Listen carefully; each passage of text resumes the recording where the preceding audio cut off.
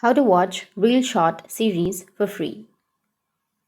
So if you want to watch ReelShort series for free, then this video is for you. So as far as I know, you have to wait for a couple of hours or you have to spend money before you can watch the next series of that ReelShort.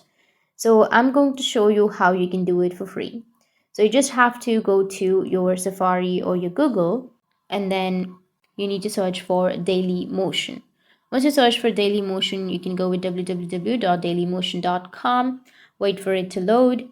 You just have to go to the search engine of Dailymotion and then search for that ReelShort that you would like to watch. So let's say, for example, if it's this one, you just need to simply go with your ReelShort, search for it, and you will find all of the videos related to that ReelShort.